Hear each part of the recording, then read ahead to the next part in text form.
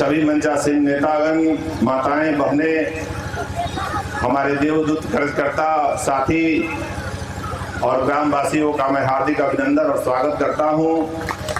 मित्रों, मोदी के 11 साल पूरे हुए हैं। इस पूरे होने पर हम लोग गांव-गांव घूम के और मंडल वाइज लोगों को बता रहे हैं और आपका भी दायित्व है कि लोगों को आप जाके बताइए कि 11 साल में मोदी जी ने क्या किया है।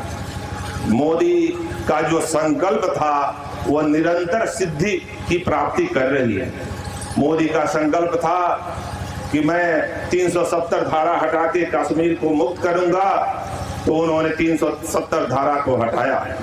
मोदी का संकल्प था कि महिलाओं का सम्मान होगा और महिलाओं के सम्मान के लिए कोई फोन करके और यह कहता था कि नाश्ता या बना दीजिए, हम आ रहे हैं, और नाश्ता नहीं बनता था तो आने पर कहता था कि तलाक तलाक तलाक, और हो जाता था तलाक। महिला 3 बच्चा और 4 बच्चा लेके दर दर भटकती थी, तो इसको मोदी जी ने बंद किया और उन्होंने कहा कि अब आप फोन पर और आके तलाक नहीं कर सकते हैं और आपका सगाई संबंध हो गया है, शादी हो गया है, तो उसको रखना पड़ेगा।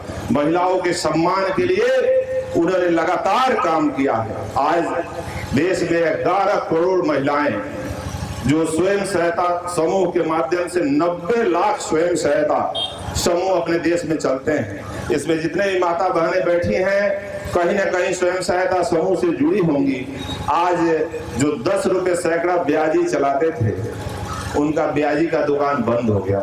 मोदी जी गांव-गांव में समूह चला के महिलाओं को शक्तिशाली समृद्ध बना रहे हैं और महिलाएं आज बैठकों में इतनी बड़ी संख्या में यहाँ महिला आई हैं, इनका कोई कल्पना नहीं कर सकता था। 11 वर्ष पहले कोई महिला कार्यक्रम में नहीं आती, लेकिन आज मोदी जी का देन है, नीतीश कुमार जी का देन है कि आज महिलाएं इतनी बड़ी संख्या में आती हैं। महिलाओं के लिए लगातार काम हो रहा है।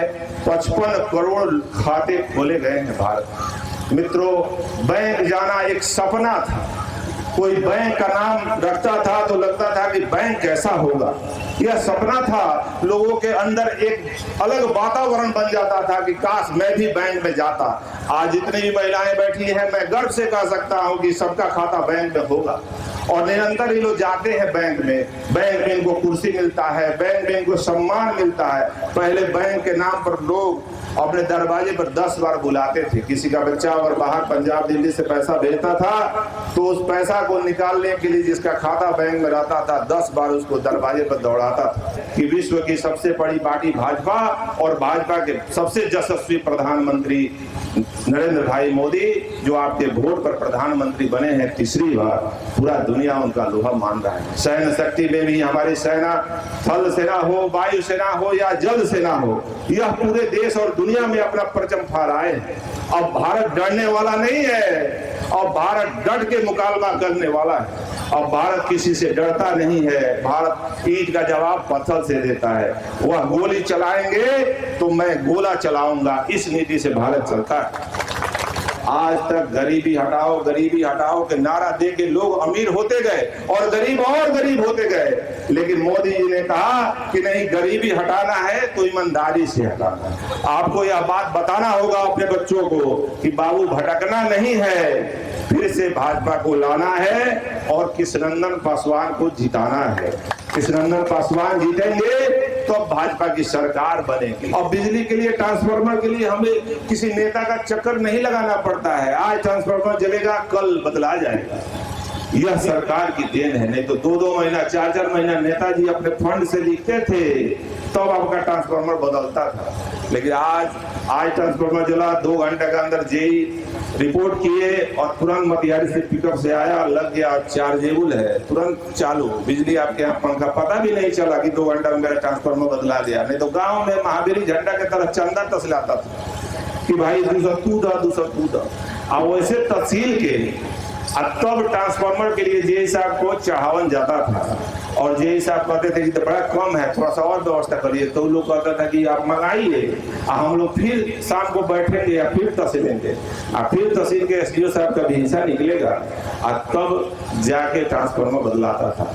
तो उस शासन में और इस शासन में बड़ा अंतर है। यह शासन लगातार जनता के लिए समर्पित है। नीतीश कुमार जी हो या नरेंद्र मोदी हैं, वो आज तक कोई 1 रुपया का आरोप उन लोगों पर नहीं लगा है भ्रष्टाचार का। हम लोग तो एक बार टेस्ट दिए थे लालू यादव को, 15 साल रहे थे। लालू यादव गरीबों के लिए चिल्ला रहे थे, और अपने पत्नी का, अपने बेटी का और अपने बेटे का विकास कर रहे थे। तो चिल्लाने से नहीं होता है, विकास करने से होता है। आज चला नहीं जा रहा है, बैठे हैं लोग, ले आके गुलदस्ता दे रहा है, देख भी नहीं रहे हैं, प्रणाम कर रहे हैं, ताक भी नहीं रहे हैं, और बाबा साहब के मूर्ति को पैर में सटा के और पैर से हटा रहे हैं। हटा दो, हमको कोई मतलब नहीं है। बाबा साहब के बिना इस देश की कल्पना नहीं की जा सकती है, और उस बाबा साहब का उन्होंने जो अपमान किया है, यह अपमान का बदला बिहार और पूरा देश उनसे लेगा। किसी कार्यकर्ता का सम्मान नहीं करते हैं बेचारे, लेकिन वृद्ध है, हम लोग उन पर बहुत नहीं बोलेंगे। लेकिन एक बात और जरूर हम कहना चाहेंगे कि हम लोग के जो प्रत्याशी हैं, हम लोग के जो नेता हैं, जिनके सानिध्य में हम लोग काम करते हैं, ऐसा नेता पूरा बिहार में नहीं मिलेगा। कृष्णनंदन पासवान जी वाकई में बहुत व्यवहारिक हैं, बहुत कुशल हैं, सबके लिए उपलब्ध रहते हैं, सबका फोन अपने उठाते हैं, लोगों से बात करते हैं, दुख में, सुख में, श्राद्ध में, सब जगह उपलब्ध रहते हैं। ऐसे प्रत्याशी बड़े भाग से मिलते हैं हम लोगों को। इसलिए एक बार अपने स्थान पर खड़ा होकर उनका स्वागत करिए और जोरदार तालियों बजाकर संकल्प लेके हम लोग जाइए कि ऐसे प्रत्याशी को हम लोग पुनः जिताएंगे और दोगुनी मत से जिताएंगे। ये हमसे आप लोग वादा करिए, दोनों हाथ उठा के। भारत माता की, भारत माता की, वंदे वंदे, जय हिंद, जय भारत।